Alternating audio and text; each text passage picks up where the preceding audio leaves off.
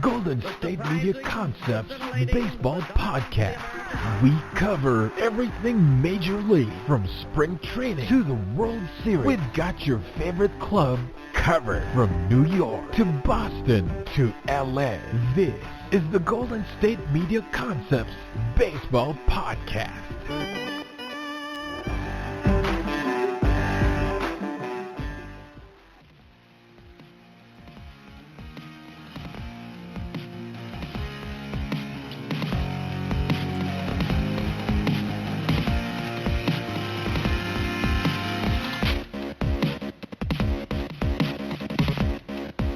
Hello, everyone, and welcome back to the GSMC Baseball Podcast, brought to you by the GSMC Podcast Network. I'm your host, Jack Ridenauer, and we've got a really great episode planned out for everyone today. A lot of recent news coming out in the baseball world, and we are getting even closer to Christmas. I actually have this really cool advent calendar my girlfriend made for me, and it's baseball themed, and every day I pull back one of the slips in the calendar, and it's a new baseball card, and it's a new one each and every single day, so that's been really fun to do during December, so I'm very excited to see what that final card will be. But getting into the episode today, we have a lot to cover, so I will first touch on all of the latest news going around the league and any of the latest news in the free agency frenzy that we are in the midst of right now in this offseason.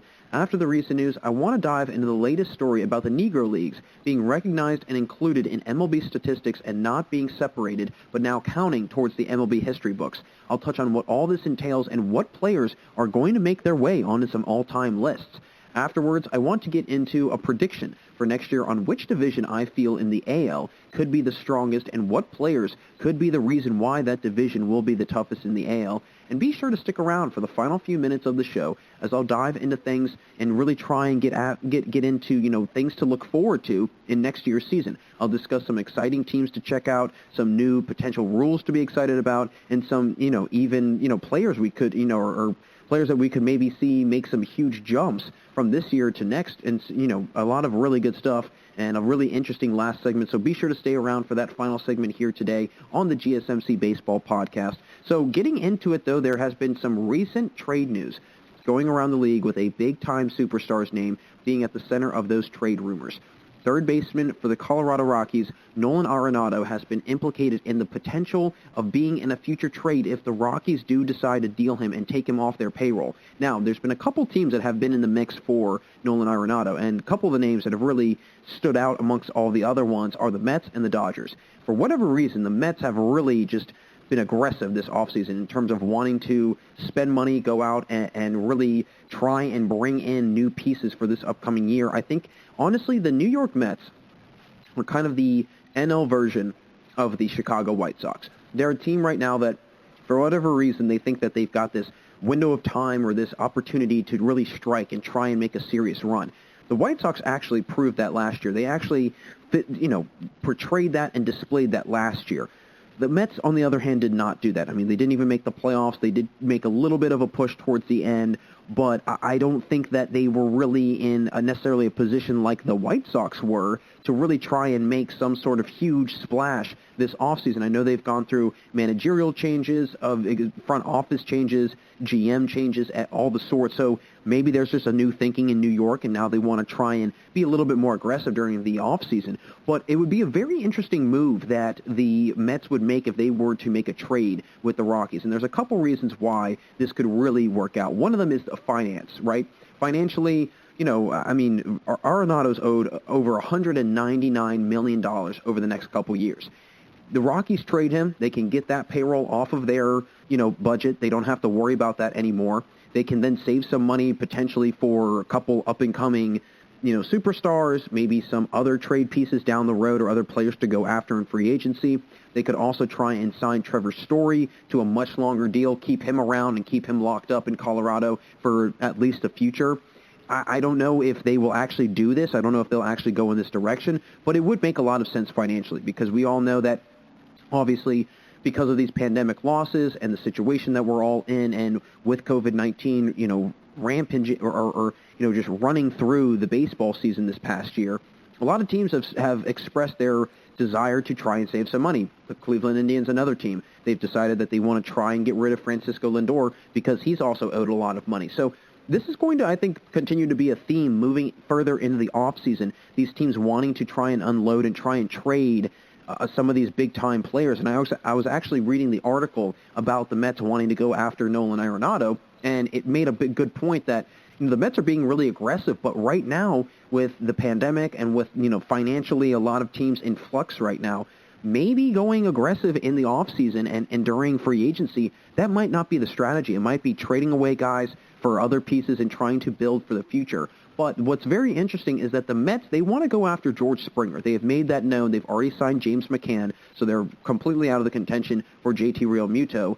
And if they went after Arenado, I mean, he would be an incredible player to get, right? The guy led the NL in homers 3 of the last 6 years. He's a 5-time All-Star, 8-time Gold Glove winner, 4-time Silver Slugger. He would be a massive improvement at third base. I mean, J.D. Davis, he's been pretty solid. I mean, he's been okay. Pretty inconsistent, though, I would say. I mean, in 2020, he batted .247. In 2019, he batted .307. And then in 2018, he batted .175. So you pretty much go from 175, you skyrocket all the way up to the top of the mountain at .307, and then you plummet back down to about midway at .247. So, again, a big up and down kind of flux of his performance and really his numbers. So I think Arenado would definitely replace him over at the corner and really, I think, be a great add, not only offensively but defensively. I mean, he's easily one of the best defensive third basemen in baseball without question. Now, there's also a lot of incentives for both of these teams.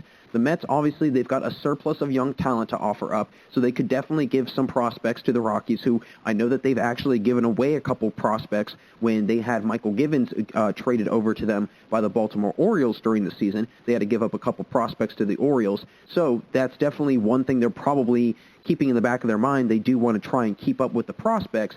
And also, the Mets can try and maybe renegotiate Arenado's deal if he does come there. He can get more guaranteed money for a longer period of time, and the Mets have more control over him for a longer period of time, and he is shored up on their payroll for a longer period of time. So, all in all, I think if this were to happen and really go further than just kind of rumors right now, I think that it would definitely pay off very well for both teams.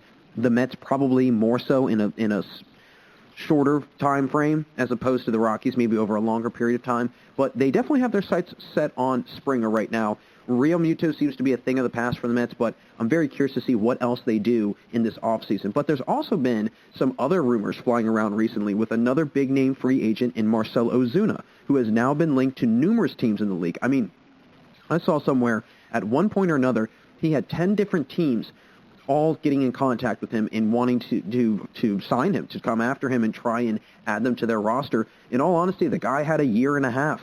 You know, he had an incredible season. Batted .338, was a career high for him by far. He led the NL in home runs with 18. He led the NL in RBIs with, I believe, 56. And he was very close to winning the Triple Crown. In all honesty, the guy could have, I mean, I thought he made a very good case for the MVP, but again, dealing with Freddie Freeman, that's probably a very hard kind of, head-to-head battle in that race for the MVP. But in all honesty, Marcell Ozuna made a really, really good case. A couple teams that have started to really kind of bubble to the surface in interest for him, the Nationals being one of them, the Blue Jays, the Giants, and the Astros, they've all been tied to Ozuna. Now, Ozuna, actually, he was in an interview, or he was at least interviewed for an article, one of the two. I was reading this article, and he actually he's been very adamant and has stated many, many times that he feels like he's not necessarily a DH. He thinks that he's actually legitimately, a fielder. He's an outfielder. I mean, he's an actual, left fielder and not necessarily just a DH, just a guy with a really, really good swing. So that's going to be very interesting to see, when teams go after him, what are they going to want from him? Are they going to want him to be a DH? Or are they going to say, yeah, we want you to play left field and also hit. We're going to want you to do both.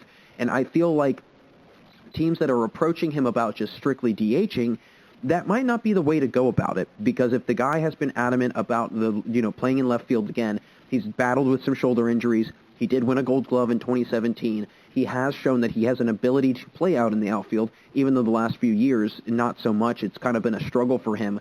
I think that if he gets back to full health, which he is claiming that he is, and a lot of people in their, scouting department, and a lot of people, or at least a lot of people that have been around Marcell Ozuna the last few years with the Braves, with the Cardinals, so on and so forth, they've all said that his shoulder has gotten a little bit stronger since he's come off those injuries. But again, this past year he played 39 of his 60 games at DH.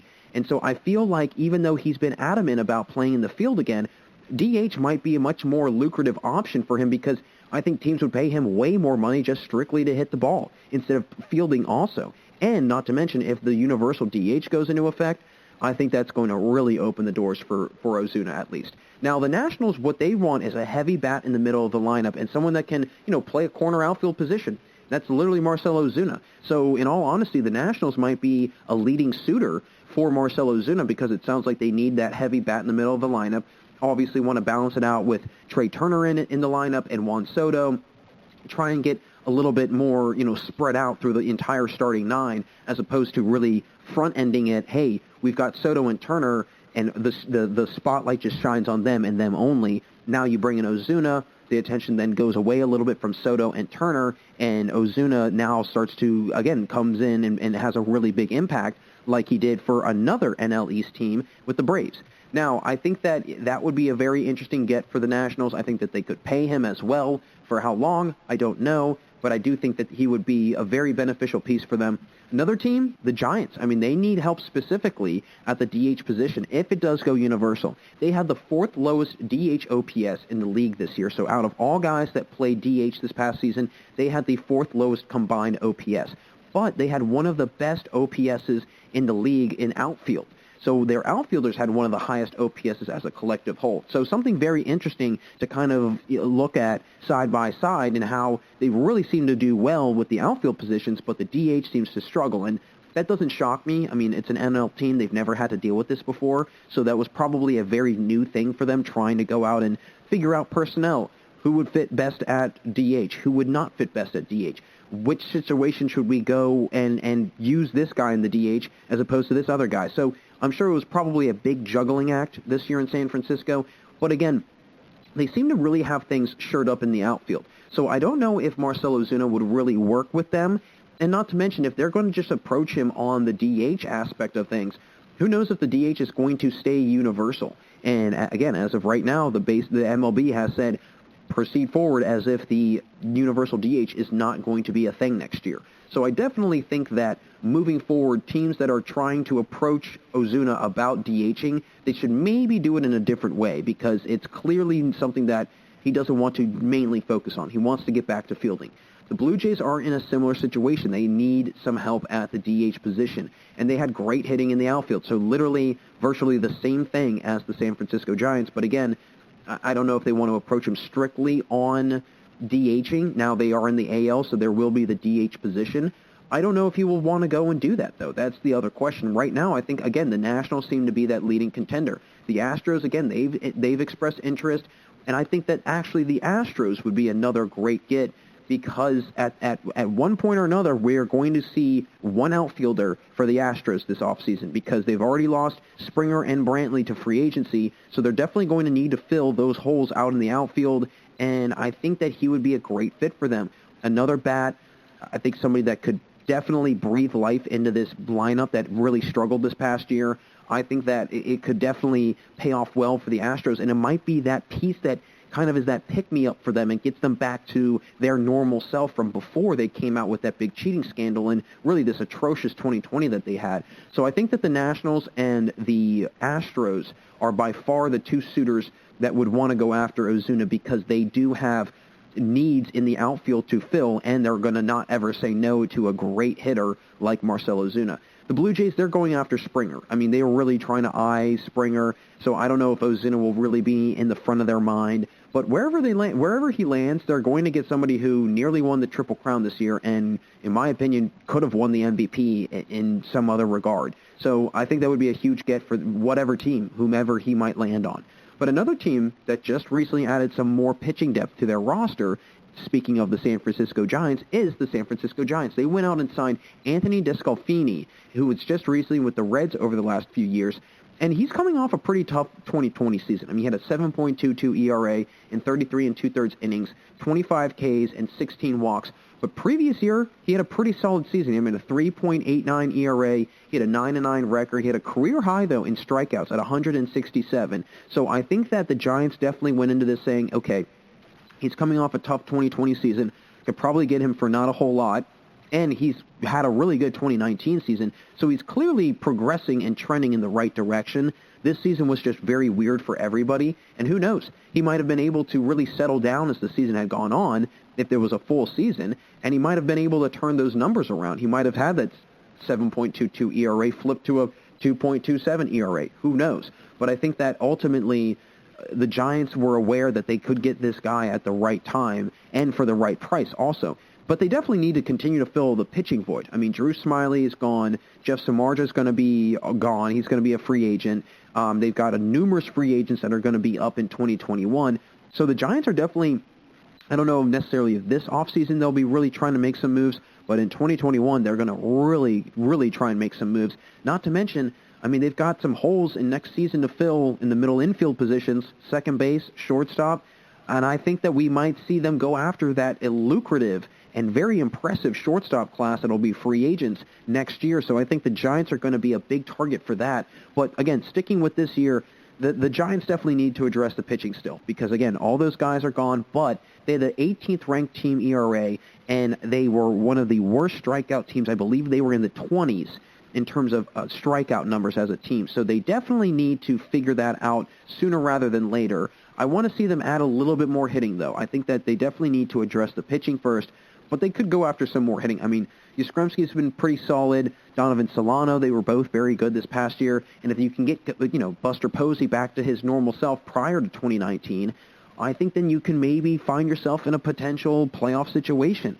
I don't know how far you would go in the playoff with that. I don't know if that would actually happen, but I definitely think that the Giants will at least finish the year with a solid record and a much better record than they had this past season. But last thing I want to touch on is the Mariners. The Seattle Mariners actually have been a little bit active, a little bit more active than I initially had thought that they would be, and they've actually gone out and added some pretty solid pitching pieces for their bullpen. They recently acquired Kenyon Middleton, who actually had just become a free agent, and he's going to be a very good piece for them, I think. I mean, he was previously with the Angels for a couple years. He was very good for them. His rookie season in 2017 was, in all honesty, his best season so far. He had a 3.86 ERA, then 63 Ks in 58 and a third innings in relief. So a guy to come out of the bullpen, I think, is very ideal for this Seattle Mariners team.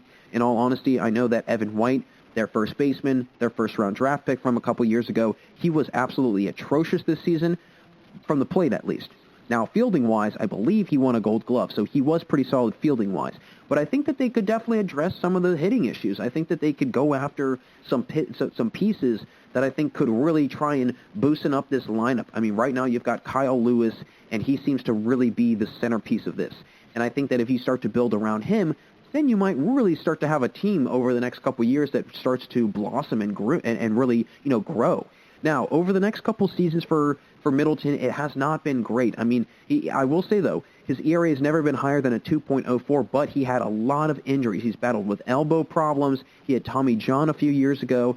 But there is still a lot of promise in this reliever. I mean, although in 2020 his ERA really skyrocketed to a 5.25 clip, his velocity on his fastball has gotten a lot better. I mean, in 2019, for instance, his fastball velocity went from 97 miles an hour to 97. So a huge jump in just a year. I mean, adding 3 ticks to your fastball, that's not too bad. And I think that although he has run into some arm problems, he's run into some, throwing issues, some elbow issues, I definitely think that he's somebody that if you work with him and if you develop him, I think that he could be a really good piece. He's already shown that, in his small sample size so far. I mean, years of just, 1 year after the next, having a sub, 2-3 ERA for a relief guy, that's not too bad. Now, they also went out and picked up Rangers closer Rafael Montero, and another really good piece for them to make that bullpen, I think, really stand out some more. Montero, he had an all-right 2020. I mean, a 4.08 ERA in relief, 17 and 2/3 innings, 19 Ks, 6 walks. But the year before that, he had a 2.48 ERA, and in 2018, he had a career-high 114 Ks in 119 innings. So he can definitely be their main closer. Middleton, he can be a nice middle guy, somebody that comes in 6th, 7th, 8th inning and really fills in that kind of hole in those innings. But I think regardless, you could definitely develop these two pitchers, and I think that they definitely have bullpen pieces that they can work with.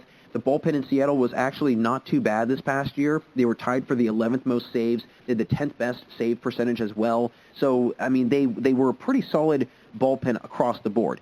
They did, I will say, have the third most inherited runners scored in baseball. So when their relief guys are coming in, it's honestly on the starting pitchers that put them in that situation, but it's also on the relief pitchers that they have to capitalize and close those innings out and not finish with runs being scored, and you have to make sure that those runners are stranded on base. And I mean, for the most part, their bullpen was pretty solid, but in a lot of different situations, when runners were already on the base path, when the relief guy was coming in, it was usually turning into offense, and you never want to have that, especially when you're, again, switching arms and you're trying to use matchups. It just means the matchups aren't working either. So I definitely think that the Mariners are doing something interesting. I would love to see them be a little bit more active.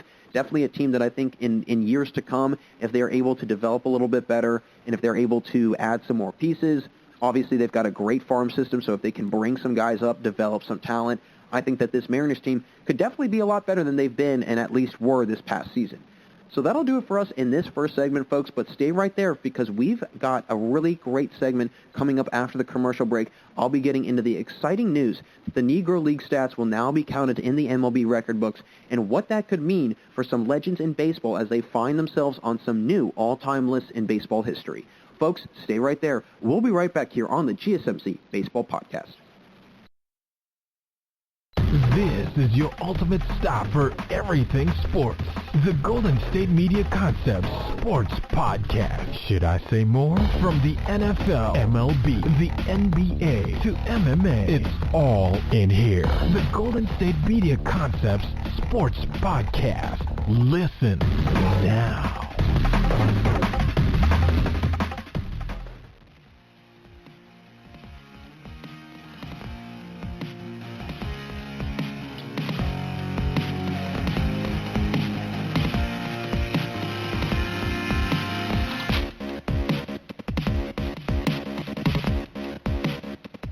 Welcome back to the GSMC Baseball Podcast. Jack Ridenauer with you all, and in our first segment, I got into the latest news in baseball and discussed some free agency talk and just anything else that's really been floating around the MLB recently. Make sure you stick around for the final few minutes of the show today, as I will discuss some things to look forward to this upcoming MLB season in 2021. I'll mention some exciting teams and players and some rules to, look forward to in the upcoming year as well.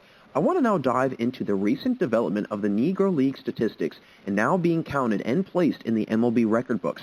And this is a monumental moment in baseball history because these players, in some cases, displayed better career numbers than MLB players did at the time. And I think that it's, a much-needed thing to have had happen. It is a great thing that now Negro League players are going to be recognized by the MLB because there were some great players during those times. And just the fact that they weren't able to display their talent in the MLB is just so wrong. I've never understood how you could take away and why the MLB would not want to put on the best talent and display the best players at any possible time. And I just have never understood why that was even a thing. And I was doing a lot of research on this and finding out a lot about the Negro Leagues, and it was actually not just one league. It was multiple leagues because there was so many kind of uncertainty with the scheduling and the putting together of teams and this, that, and the other. It was pretty much just, I don't want to say disorganized, but it wasn't like how the MLB was because I don't feel like they had the necessary resources to really allow the leagues to flourish and do well. But in the first place, they should have just been allowed in the MLB. And I was reading something how Jackie Robinson was so disgusted with the Negro Leagues because he felt that their scheduling, the way that the games were played and everything else and how things were kind of done in those leagues was just so wrong. And it was just such a kind of a slap in the face to those players saying, well, it doesn't really matter. You just are going to stay over here, you're going to stay over there, and you're going to just play your own game. We're going to play our own game instead of playing together and starting to allow the leagues and allow the players to all come together and play in the same league. And I was doing a lot of other, kind of background research on this and looking up all these players and what they did, and it was incredible what some of them were able to do. But what I'm curious about is what kind of records are going to be affected. I've already seen a couple things that I believe Willie Mays' home run total might be altered because he did have one home run when he played in the Negro Leagues. He does have 660 career home runs, so it might now be 661. And I think that, that definitely could affect some things in the record books. Could we possibly see a new home run king, somebody that actually hit more home runs than, say, Barry Bonds did, or somebody that hit more home runs than Babe Ruth or Hank Aaron? Could possibly be the case. I mean, you never know. And I think that's what's very interesting about this is that we might start to have to look at baseball statistics and baseball record books completely differently from here on out, which is not a bad thing. I mean, that's a great thing. It's an advancement of baseball, and it's an inclusion of baseball too. I think I saw that it was over 3,400 players' statistics are going to now be counted into the MLB record books from the Negro Leagues. And I think that's, right there, 3,400 players now getting the recognition that they deserve. This has been a long time coming, and this is way overdue. And I think that's going to be a very special thing for, those players' families, and not to mention just those players' legacies and how we are going to view them in the sports world, how, us journalists and, broadcasters and all the sort, any sports person that's covering sports, that's going to be a very, very impactful thing now to look at and really, kind of gauge and be able to discuss the new records and the new, statistics that are in baseball now. There's been a couple guys that were very, very talented baseball players. One of them being Josh Gibson, and actually many believe that he actually had more home runs than Babe Ruth did. It said that Josh Gibson had about 800 career home runs. But what was interesting was that I think a lot of the home runs that they were technically counting were actually well before the MLB was even keeping records themselves. So a lot of the home runs that he hit might have, predated just baseball statistics in general overall. And so who knows if, there's going to be, any other kind of instances where a player from those leagues might have had better numbers before records were even being kept. And if that's the case, then, I'm not somebody that's in the record book company or in kind of that field, so I don't really know what would happen with that. And trust me, I couldn't even imagine having to go through all these records and, putting them back into place and piecing them together, seeing who's who and where's where, and, trying to find a lot of these, stat books. That's the other thing is that, the stats were not taken well during these games and during these leagues, and it was unfortunate because a lot of these players probably put on some incredible performances, and because of just how disrespected they were, their game wasn't even, worthy of having a stat book or a stat sheet or anything to keep track of what was going on in the game. And just saying that out loud just sounds so awful that your game isn't worthy of enough of somebody taking it down and writing about it and conducting research and trying to, put together statistics in a way that people then down the road could then look at and say, okay, well, this guy must have had a really good career, and this guy must have had a really good career, so on and so forth. Now, Josh Gibson had an all-time home run record of 238 home runs when he was playing in the Negro Leagues, and that's actually first all-time. Second is Oscar Charleston with 211. And again, I'm getting this information from Seamheads. It's a great website, a great database. They've actually kept all the statistics, or at least everything that they've been able to find from the Negro Leagues, and it's incredibly interesting. Looking at it and being able to see all of these incredible numbers. He hit 238 homers over a 16-year career, not to mention he was a catcher. And I know I've always said on this show, if you're a catcher and you can hit, you're going to be a very, very valuable piece to a lot of teams. And I could only imagine what kind of value Josh Gibson would have brought to the table if he was allowed to play in the MLB. And I think that's just so unfortunate that he had actually passed away right before the MLB integrated, and he never got his opportunity. But there's other players that were able to play in the MLB. And then, back then people were able to see their talent, at a larger stage. Now, in all honesty, that shouldn't have even been the case in the first place, but in the situation that they were in, being able to now have their talents portrayed on a higher level in the MLB and where everybody is watching, I think that should also, show that they were resilient players and they were not going to take no for an answer, and they finally figured it out and they made their way to the MLB. Satchel Paige, being one of those players that really chipped away at it for years on end. Actually, he registered, I believe, either a start or a win. I can't remember which one, but when he was 59 years old. So somebody that played well into his career, and he had absolutely no problem, playing that long. He was actually one of the best pitchers of all time. He ranks second all time in Negro League history in career Ks with over 1,500. So, again, a pretty substantial amount of strikeouts for a guy, and I believe, if I'm not mistaken, he's in the Hall of Fame today. But I think that it's just very interesting to see how statistics are going to be kept now and how statistics are going to change, and not to mention how the record books are going to change. I mean, Josh Gibson, on the record, actually had the best batting average for a season, as he hit .441 one year, and it bettered, Ted Williams' .406 year. But there is a little bit of a catch. The catch is that Gibson played in 78 games that year, and Williams played in 143. Gibson only had 342 plate appearances, and Williams had 606. Now, I don't know all the ins and outs of that season that Josh Gibson played. I don't know if there was any shortening of games or if there was some cancellations, this, that, and the other. Not quite sure, but just seeing that right there, I mean, there should be some sort of recognition for him for playing that well for an entire season. I mean, batting .441, nobody did it this year. They had 60 games, and nobody was able to bat above 400. The highest was 364. So I think that should, again, be taken into consideration, because if we're going to be able to count these stats that were 60 games, well, we might as well count, Josh Gibson's record, even if he played 78 games, because this past year is being counted because it's, again, a shortened pandemic season, but it's still being recognized. So Gibson's records should also be recognized. There's many stats that I think are going to continue to be found and unearthed, and, really depending on what's found, we might start seeing some, changing of the record books. Again, we might start seeing some people that we've always associated with having those records or, holding these accolades or whatever it might be. Nowadays, that might not be the case. It might be completely different. There was other guys that were great baseball players that were in the Hall of Fame. I mean, James Cool Papa Bell, Josh Gibson, Smokey Joe Williams, like I mentioned, Satchel Paige. So just a couple guys that really were able to make their way into the MLB and really have a profound impact in baseball as well. Now, what is this going to do with the Hall of Fame voting? I'm very curious about what is kind of the next steps in all of this. What is going to be the response, and what's kind of the next phase, right? Are we going to start seeing now baseball players from the past, from a long time ago, that may or may not still be around and alive?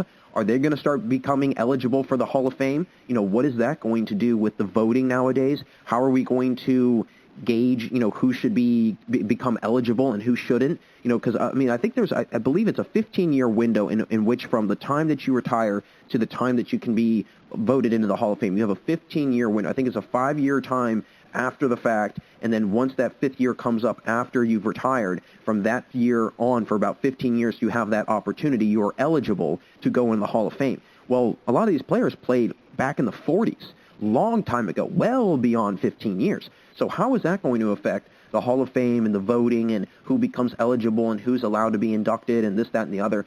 I do think that we will see some players from the Negro Leagues get inducted into the Hall of Fame at some point or another that did not play in the MLB. I think that once their records are counted and once their records are recognized, I think then we will start to see an increase of those players starting to come into the MLB or coming into the Hall of Fame and starting to be, again, given their just and their fair acknowledgement and and just really what they deserve, their recognition of how talented of players they were back in those days. And not to mention, I think it's going to, probably widen the pool of players that the voters and the writers can all vote on, because all of these players, 3,400 players, possibilities are endless about how many people and how many players are going to be eligible. That's a lot of players. And not to mention, that's a ton of stats. I was actually, when I was reading one of these articles, they had mentioned the gentleman that's going to be, I think it's him, and then he's using the, how do you pronounce it, Elias Sports Bureau's database. And again, a very big, prominent, popular database that has all sorts of records. I think it's just him, and then he's using this database, and he's just going through all these records. So definitely something to keep himself busy during a pandemic, for sure. That is a very ideal kind of quarantining activity, I think, that you could find to do. But I'm just really kind of fascinated with what is going to happen after that. I always look at these things that are very profound and really huge, monumental changes in sports history. What kind of happens after the fact, right? What is the transpiring trickle-down effect? What is the aftermath of it? And nothing but positive things will come of this. And I just think that it's going to be more so a matter of figuring out who is eligible, who is not, at what point do we kind of draw a line, at what point should there be a cutoff, whatever it might be, I definitely think that we are 100% going to see players that never played in the MLB because they were treated incredibly unfairly and because of the segregation that was going on back then. I think we are going to see players from those Negro Leagues starting to now be put in the Hall of Fame.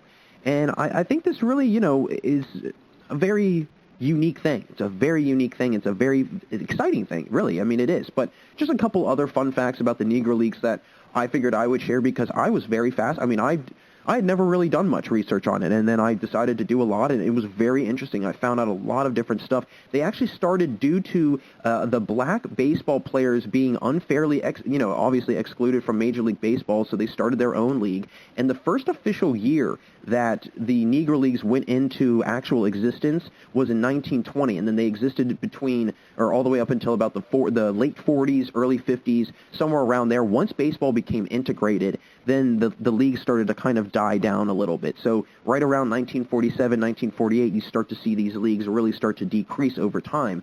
And they were actually formerly called the National Colored Baseball League. And so the name was, again, changed later on. There was 6 original teams that played: the Baltimore Lord Baltimores, Boston Resolutes, the Louisville Falls City, the New York Gorhams, Philadelphia Pythians, and the Pittsburgh Keystones. So a lot of original teams that were part of it, and there was many, many teams. And like I mentioned, there was a ton of different leagues that were played because there wasn't really a whole lot. It wasn't necessarily like how the MLB is. It wasn't necessarily structured, and it was kind of just, players were just playing and they were making teams, but they were still able to put on seasons. They were still able to put on games, and they had their own World Series and everything. It was a full functioning league, and it just was so disheartening to hear how they were just treated so unfairly, and they just were basically told, "Listen, we just don't want you playing in our league."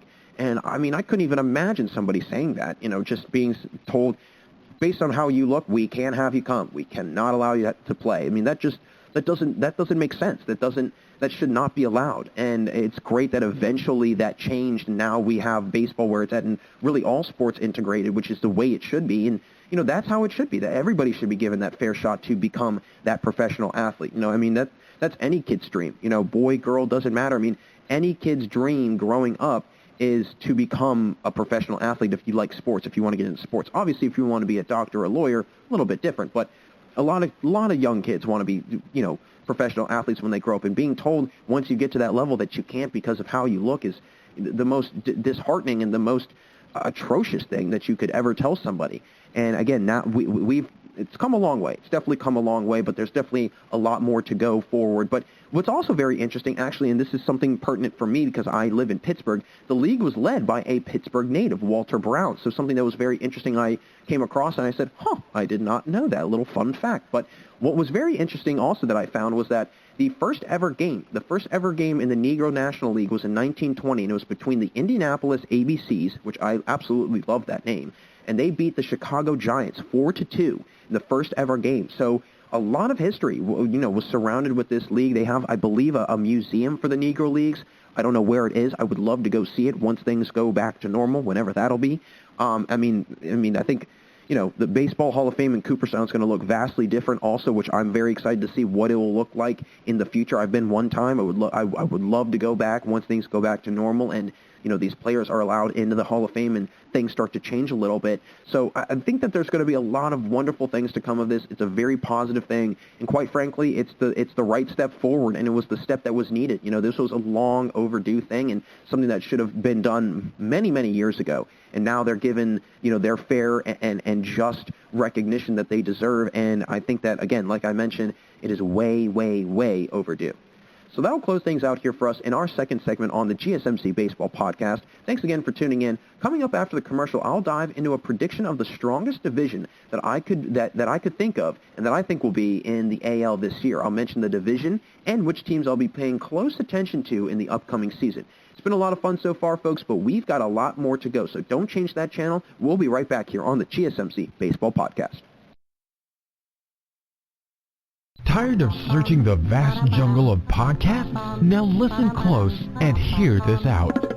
There's a podcast network that covers just about everything that you've been searching. Hey! The Golden State Media Concepts Podcast Network is here. Nothing less than a podcast bliss with endless hours of podcast coverage. From news, sports, music, fashion, cooking, entertainment, fantasy, football, and so much more. So stop lurking around and go straight out to the Golden State Media Concepts Podcast Network. Guaranteed to fill that podcast itch. Whatever it may be, visit us at www.gsmcpodcast.com. Follow us on Facebook and Twitter, and download us on iTunes, SoundCloud, and Google Play.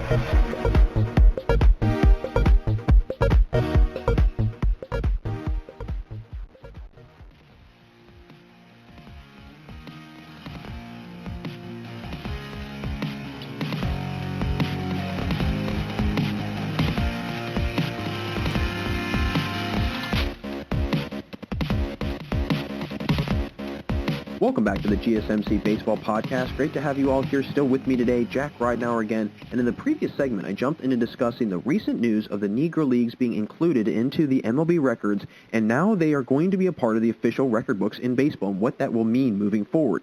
I want to now dive into which division I think is going to be the strongest in the AL this upcoming season.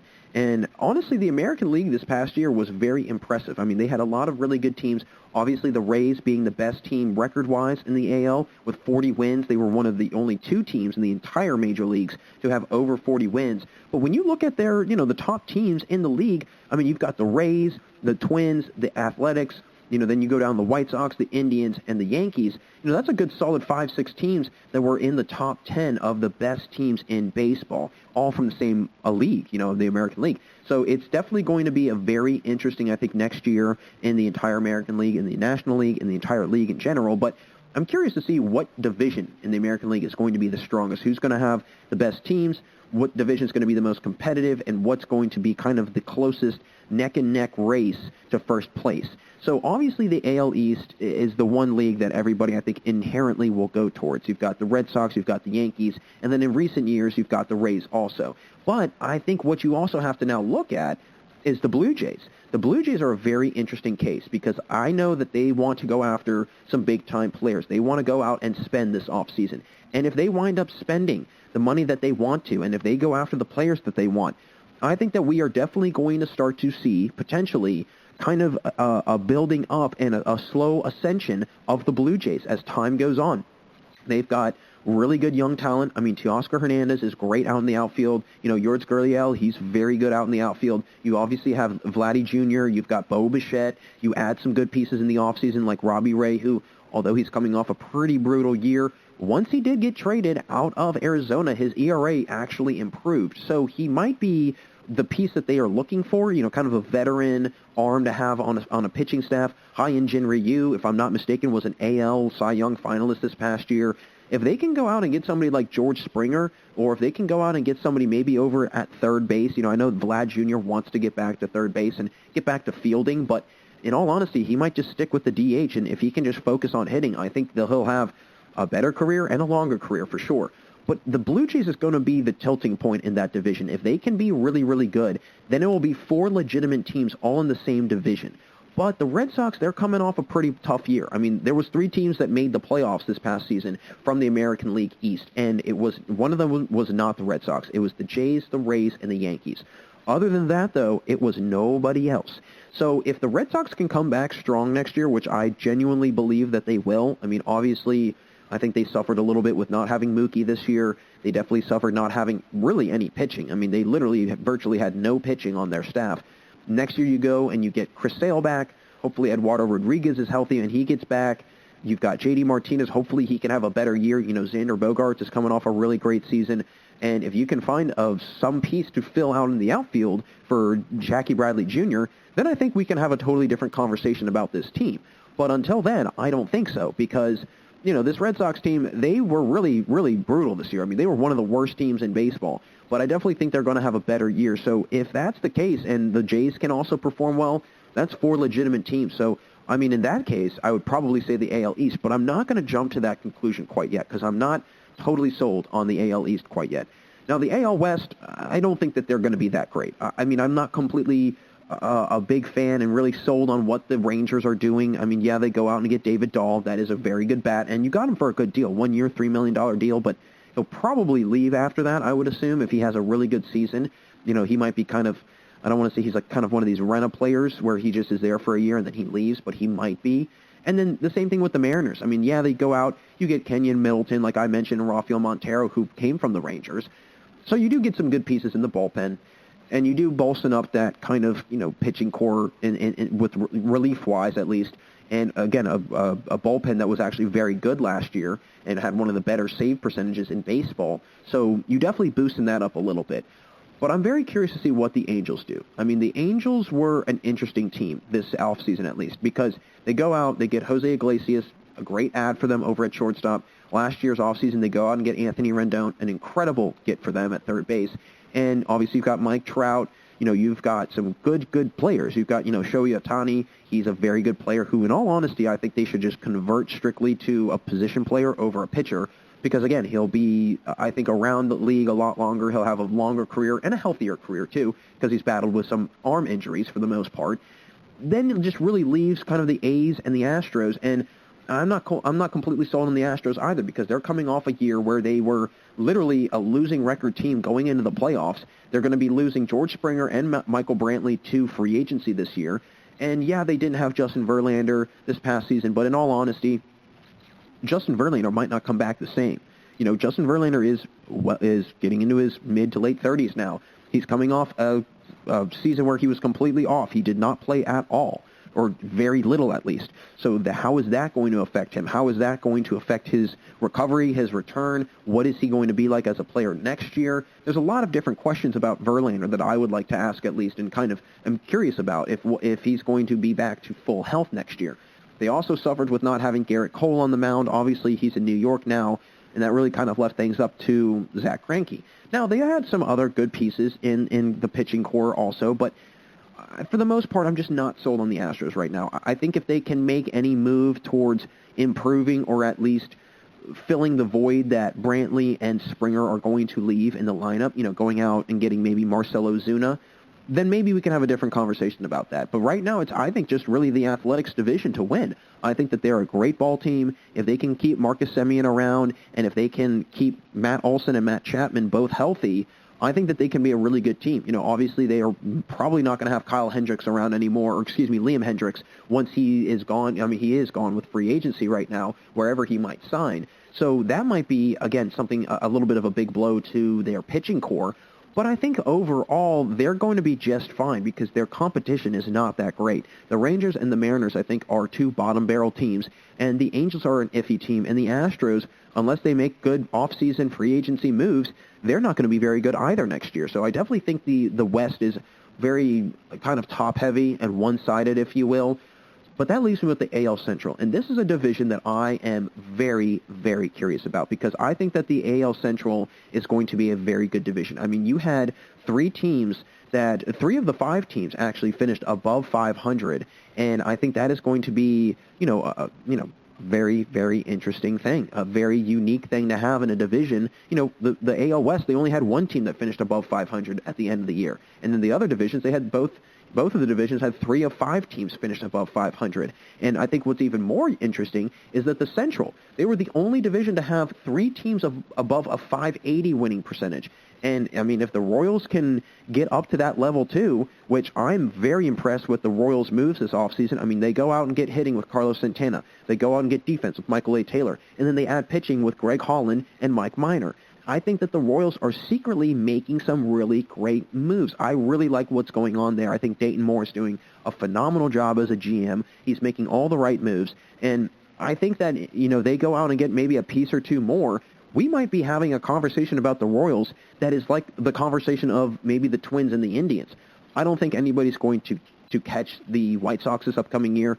I think if Chicago goes out and they get one more piece, if they get one more heavy hitter, I think that they will be a clear-cut favorite to, in my opinion, go to the ALCS next year, if not the World Series. I mean, you're going to have Jose Abreu coming back, Eloy Jimenez. So those are your two main threats at bat, not to mention you've got Tim Anderson, who's a year or two removed from a batting title, and he's coming off a Silver Slug year. And then Nick Madrigal, who's a great young up-and-coming hitter who's, again, not a big power guy, but he's a great slap hitter, and he's going to get on base.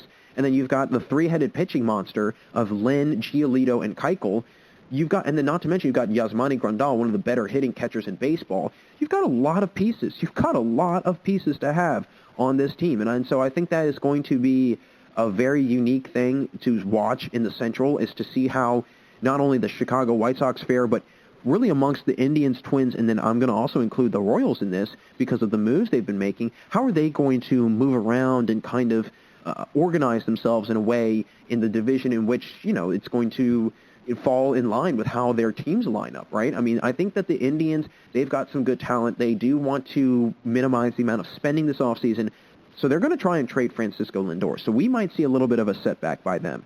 The Twins have been very quiet. I don't know what they're doing. I don't know what kind of secret plans they're up to, but they haven't really made any major moves. I mean, obviously, Kenta Maeda coming off an AL Cy Young finalist year, very good season. I mean, he led the entire MLB in WHIP. He's a very good pitcher, a very strategic pitcher and meticulous pitcher, and he's a very accurate pitcher, too. I think that's what is so interesting about him. But, and then you've also got Randy Dobnak, who I was very high up on early on in the season. Started to kind of peter out towards the end of the year, but he was still pretty efficient the entire way through. I definitely think that the Central is going to be a division to watch. I think very similar to the AL East, I think that it's just going to depend on the Royals, just kind of how, like in the AL East, it's going to depend on the Blue Jays. Because you are at least 100% positive on what the Indians, Twins, and White Sox will give you. At least the White Sox are going to run that division, I think. I think they're going to, again, be one of the top dogs in the entire AL, and I think they're going to be one of the better teams overall. They're going to be very, very good. But, again, I think what's going to be key is if the Royals, like these moves that they've made, if they can pay out, if they can really, really do well. I want to see how the Royals are going to fare. I want to see how the rest of this offseason goes for the Blue Jays and what kind of moves they make, because I definitely want to see how they kind of respond and kind of really build on this past year that they had. I think that they shocked themselves a little bit with how well they finished the year, and so I think they now are aware of, okay, we're not necessarily like the White Sox where we've got kind of a small window to make a move. Instead, we've got time. And that's a very unique thing to have as a team, and especially when you've got prospects and you've got a lot of young talent. You've got time. And, I mean, they can build for the future. They've got a lot of young talent, and they've got a lot of young guys that are going to be there for a while. So if they can build around that, if they can really try and improve upon that, I think then and then they go out in the offseason, they maybe get a really big piece and a huge signing, because the Blue Jays have expressed their desire to spend money. One of the few teams, actually, in the entire MLB for the most part, that has decided to try and spend some money.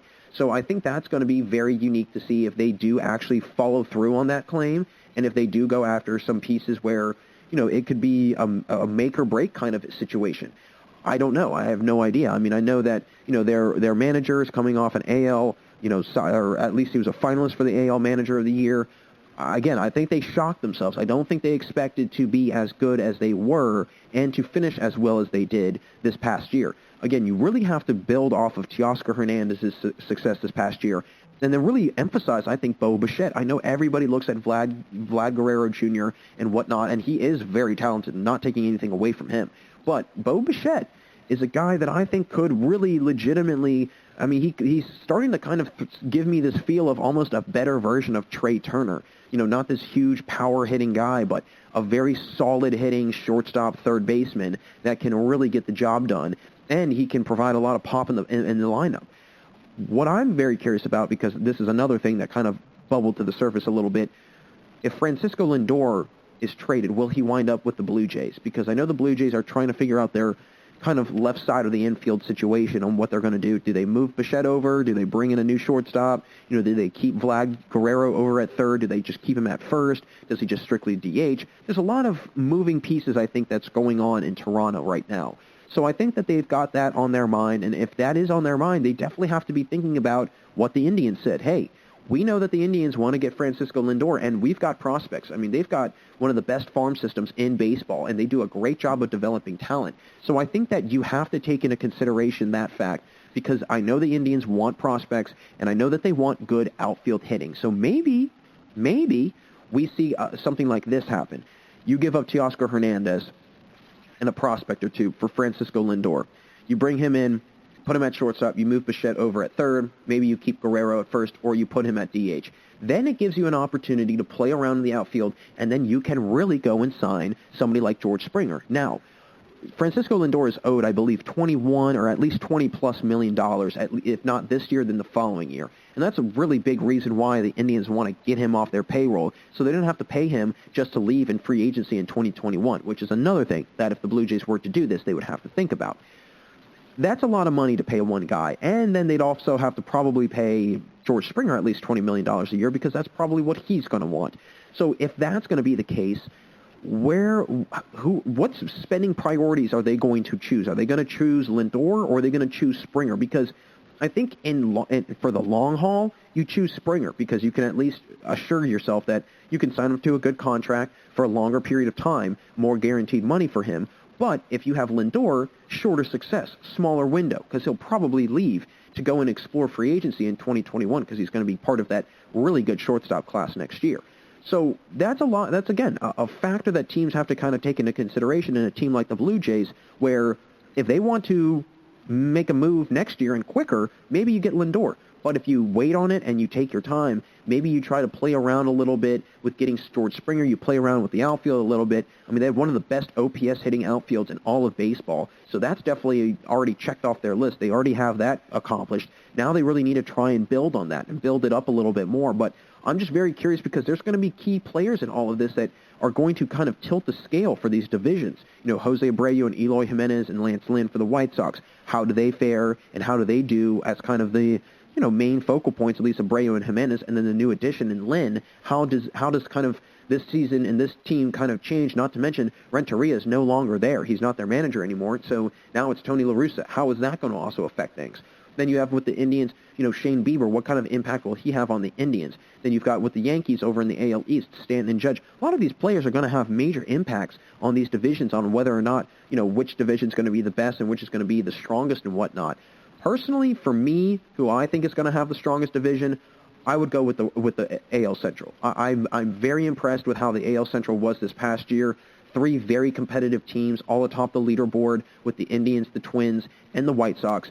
The way the Royals have been aggressive and really kind of maneuvering through this free agency and this offseason has been very impressive. And if those moves can pay off for them next year, then they are going to 100% be the toughest division. That AL Central is going to be a doozy to get through. And I feel bad for the Tigers because I think the Tigers could even make some moves themselves. I mean, you go out, you get a new manager in A.J. Hinch, so maybe that'll kind of change things also in Detroit. Haven't really heard a whole lot about any other moves they've made, but if they can make some moves, if they can try and build or at least rebuild, they might be going through a little bit of a rebuild phase right now, especially when Miguel Cabrera retires.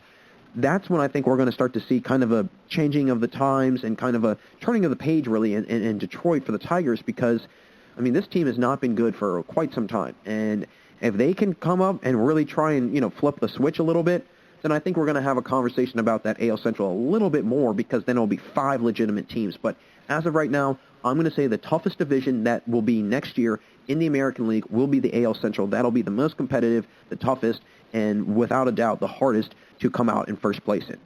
So that'll do it for us in this third segment, I should say, folks. Thanks again for sticking around. Stay right there because we'll be right back after this commercial break for the final segment today where I will discuss some things to look forward to heading into this upcoming season and what 2021 is going to be and really kind of some exciting things to be on the lookout for in this upcoming year.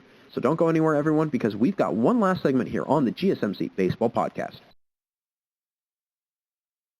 Want to know the latest in soccer? Then listen to the Golden State Media Concepts Soccer Podcast. From MLS, the World Cup, and the Premier League, we've got you covered. The latest updates, the hottest matches, and news on the league's top players. It's the Golden State Media Concepts Soccer Podcast. David Beckham scores the goal to take England all the way to the World Cup final. Listen now.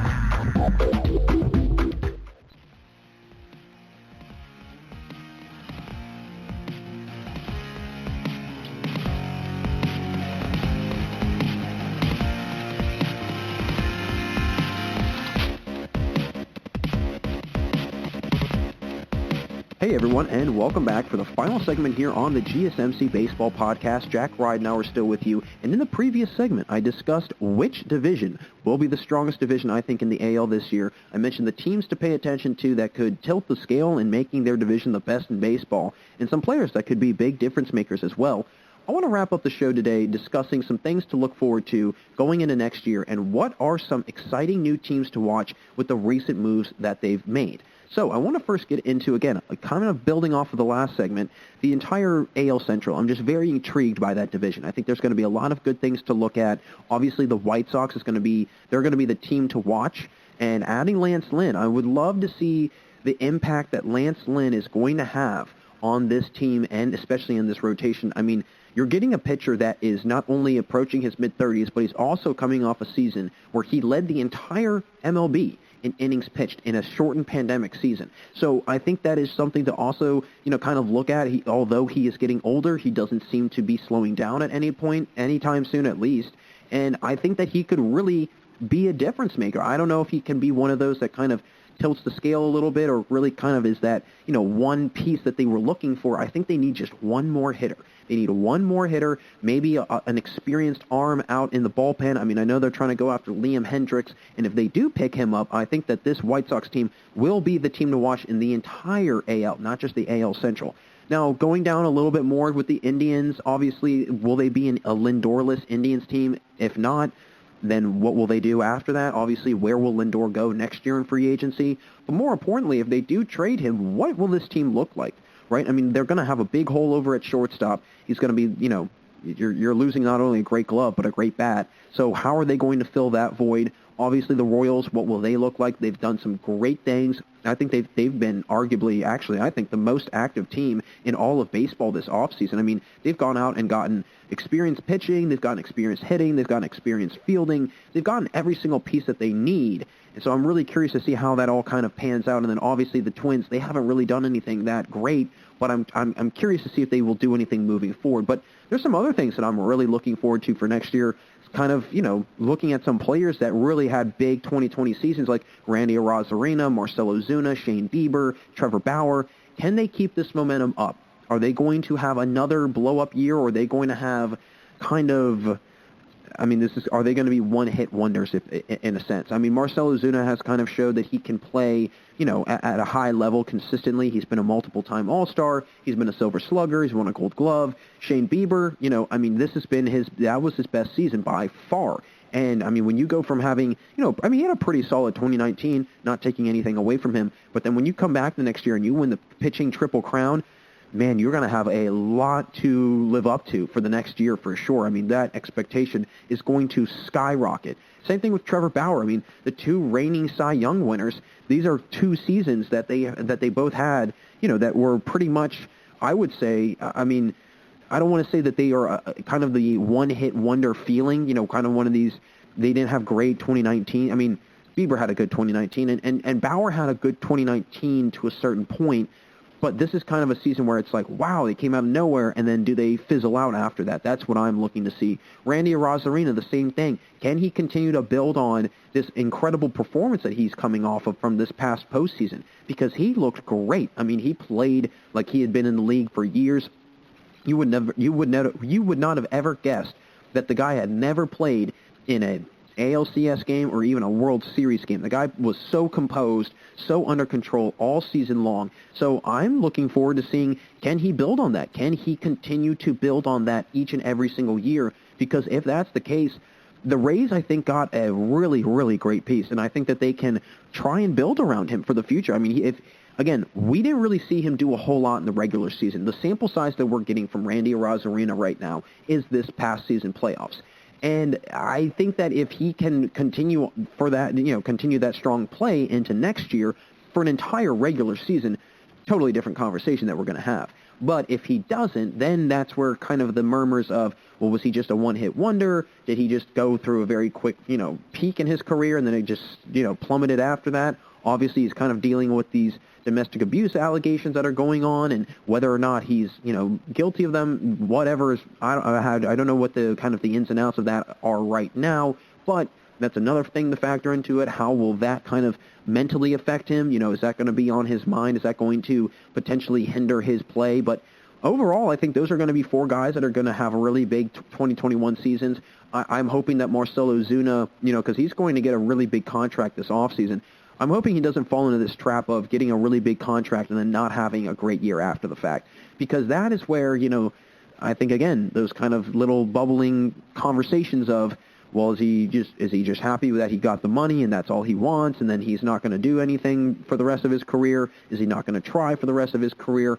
Whatever it might be, I definitely think that Marcell Ozuna, again, very similar to Shane Bieber, I think that he's going to have a lot to live up to next year, and he's definitely going to have to at least come close, or maybe not necessarily close, but at least have similar production that he had this past year going into next year. Because, again, leading the NL in home runs, leading the NL in RBIs, having an over 330 batting average, that's a lot to live up to. So I'm hoping that he can build off that and doesn't have kind of these just, one really good year and that's about it, because that could definitely be kind of an issue. But I will say another impact that I'm curious about is these major free agents. What will Bauer and Real Muto and LeMahieu, Springer, Ozuna, what will these free agents bring to their new teams? Are we going to see, any players possibly re-sign? Honestly, I don't know if I would see any guys re-sign. I mean, maybe LeMahieu re-signing with the Yankees would be the most likely, but Springer seems to be pretty dead set on trying to get out of Houston. JT Realmuto, unless Dave Dombrowski pitches him some incredible deal, he might leave also. And then Bauer is definitely going to leave. I mean, I think Bauer and Springer are without question obvious kind of leaves for their respective teams, or their respective former teams, I should say. I don't think Bauer will stick around in Cincinnati. I think if he does, I don't know if it will really better their chance of winning, more games next year or going to a playoff game next year or whatever. I think that they have a lot of other things that they need to address besides the pitching. I mean, in all honesty, Cincinnati's pitching was really good this year. I mean, they were, I think, second in team strikeouts, and they were, top 5 in team ERA as well. So they were one of the better pitching rotations in baseball. And I think they need to focus on the hitting. I mean, when you've got Mike Moustakas coming off a terrible season after you signed him for a huge 4-year deal, Nick Castellanos, he came charging out of the gates, but then he really kind of plateaued as the season went on. And I think that was kind of something to pay attention to going into next year. How will those two affect kind of their team and what is going to happen in Cincinnati? And can Cincinnati build off of this kind of slow start that they had with a strong finish? Can they carry that momentum into next year? But I definitely don't think Bauer will re-sign with them. Now, Real Muto, he will 100% make his team way better if he stays in Philadelphia. I think that if he can stick around and they can add maybe a pitcher or two or maybe some other hitting, definitely fill the void over at shortstop, I mean, this is going to be a really good team. I mean, hey, listen, this would be an interesting scenario. Francisco Lindor gets traded over to the Philadelphia Phillies for X, Y, and Z, who knows, and all of a sudden you've figured out who's going to be your shortstop for the next couple of years. Now, again, will he leave in free agency? I don't know. I think that will probably depend on, how much money Real Muto will be making, because a lot of their salary cap is going to be potentially eaten up by Real Muto and Bryce Harper's contract, because Bryce Harper's contract is, astronomically high. Over a $300 million deal, I think it is, something along those lines. And then Real Muto wants over $200 million. So that's over $500 million right there between two guys. I don't know how, the Philadelphia Phillies, especially with these pandemic losses, how they would be able to financially afford a guy like Francisco Lindor, who's going to be making $20+ million next year. But that would be a very interesting scenario. But all in all, I think LeMahieu would be the most likely person to re-sign with his team out of all these big free agent names. I think that if he gets re-signed to the Yankees, I definitely think that they're going to come back next year with an even better season. If they can go out and address the pitching, that's really all they need. I think that they've got the hitting figured out, right? I mean, they've got Gio Urshela. If Gary Sanchez sticks around, Sanchez has got a heavy bat when he does perform well. And then you've got LeMahieu, Stanton, and Judge. Luke Voigt really exploded onto the scene this year. They've got a lot of pieces that could be really, really good. So I definitely think that LeMahieu could be somebody that they could definitely benefit from if he can stick around. Now, another thing I'm very excited about are these potential rule changes that might stick around. The runner on second base to start extra innings. Is that going to be kind of a permanent thing? And if so, what is it going to look like in the near future? Are people going to like it? Are we going to ever see games go 15, 16, 17 innings ever again? Because... And I think a lot of, I've had this conversation off air with a lot of friends of mine, and they don't like the runner on second starting out in extra innings because they say that it kind of takes away from baseball. And it does. I mean, it's a completely different strategy, right? I mean, you're not strategizing just trying to get somebody on base and then moving them over. Now you're trying to worry about moving that guy that'll start at second and just scoring him and just trying to get him to score. And honestly, it's very easy. I mean, one sack hit out into the outfield moves them over, and then another one out in the outfield, and then they score, and then that's it. Not a whole lot of headache is really had to be dealt with having a runner already starting on second. The universal DH, I would love to see that stick around. I don't know why the MLB won't stick around with that, because in all honesty, I love the NL. I mean, my favorite team, the Brewers, is in the NL, or are in the NL, and the AL has always intrigued me with the DH, because in all honesty, yeah, sure, having a pitcher in your lineup is definitely strategic. It's kind of used as a strategy bat, if you will, trying to set up somebody that's going from first to second, or trying to move somebody over, or used as kind of a sacrifice hit, sacrifice bunt, whatever it might be. I get it. There's a schematics using a pitcher in a baseball game, besides pitching, obviously, in the hitting lineup. But baseball's not going towards that anymore. Baseball is a power-oriented game, and I think that when you have these pitchers hitting, it's robbing the opportunity for somebody like Marcell Ozuna to do really, really well playing just strictly a DH position. Or it could be robbing somebody like Nelson Cruz, who's a great hitter. I mean, arguably one of the best hitters in baseball over the last 5 years. And now if again, he's going to be he's a free agent this offseason, so it's going to limit where he can go this year if the DH isn't universal. He'll have to stay in the AL, which I don't think I'll have a problem with, but I think that the baseball needs to kind of pick up with times a little bit and just go universal with the DH. I think it is long overdue. I think they need to just get used to the kind of the normal trend of what baseball is. I don't think that we'll ever see anything like this where one league will have one rule over the other. And plus, from what I've heard and what I can tell, a lot of players kind of are annoyed with the inconsistency. They'd rather have, it just go universal and just have one rule. And also reduces on confusion. Who's going to be in the lineup today? Well, we have an NL opponent, so we have to put the pitcher in. And then you go back and it's going to be an AL opponent. Well, we can go back to the DH, whatever. So I think there's going to be a lot of maneuvering around with that rule if it's not implemented. But if it is implemented, it makes everybody's life a whole lot easier. Now, another rule that I think will definitely stay, at least, the minimum batters. 3 minimum batters faced by pitchers. That'll definitely change. I think that baseball's trying to get away from having one guy come in, face a batter, throw 4 pitches, and then he's out of the game. That does definitely defeat the purpose in some regards, so I definitely think that will definitely stick around. But, will these rules overall improve the sport of baseball? And I think that they will. I think that the one rule that's going to really kind of, again, push baseball over the edge a little bit and take them out of this thinking of, or at least this perception that people have that the game is boring and it's slow and it's, it's not exciting and it's not fun to watch and it's like watching paint dry and all sorts of other things that I've heard described about how baseball is and watching it. They need to keep the DH universal, but they also need to keep the runner on second. I think that personally for me, I don't care. If you've got an 18-inning game, great. I love that. If you've got a 12-inning game, great. I love that. But if you're just a general fan, and I've said this so many times to so many people, if you're a general fan and you're just trying to watch a game of baseball, you don't have any other sports on, and you just want to watch something entertaining, turn on baseball. And it's the summertime, and it's an extra inning game. And you see that they're starting out with a runner at second. You would probably initially, or at least I would hope so, think, hey, that's a pretty interesting idea. I kind of like that. I wonder if he's going to score.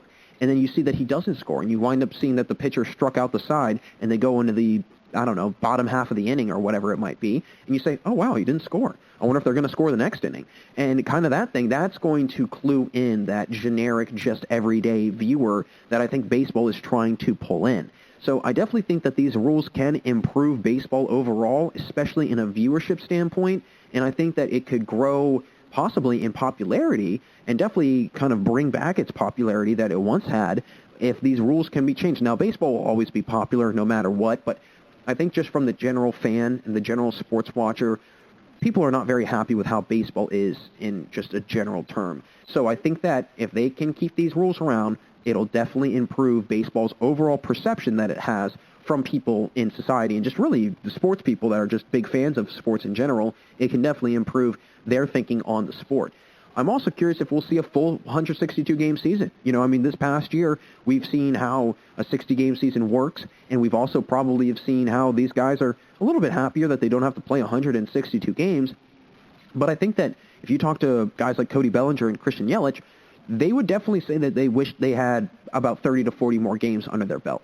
So I wonder if, sure, we'll definitely have more than 60 games, but will we ever see a 162-game season ever again? We might start seeing a trend where the number of games start to decline in terms of just not giving guys a little bit more rest. Instead of having games every single day, maybe they'll have a 3-game series on a Monday through Wednesday. They give them the Thursday off or Friday off, and then Saturday, Sunday, Monday, it's another series or whatever it might be. And so we might start seeing, instead of 162 games, maybe we'll see, 120, 115.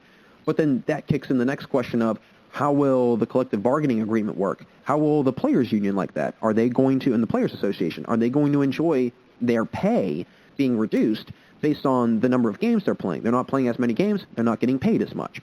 But at the same time, you'd have to think that at least if they're not playing as many games, the paychecks are going to be tailored in a way that it would make a lot of sense for guys. They'd still be making that same amount of money or similar amount of money. It's just kind of fixated on, or at least tailored in the degree of, okay, it's not 162 games anymore, it's a little bit less, we'll kind of adjust as we see fit.